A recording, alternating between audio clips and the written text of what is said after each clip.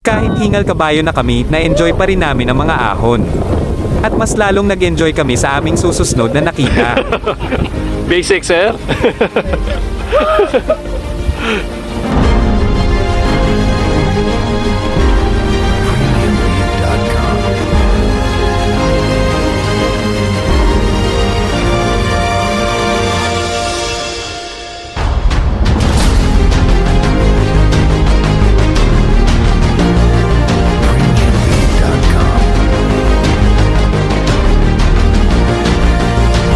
Tatlong beses na ako nakarating sa lugar na ito at si Celso naman ay 7 beses na.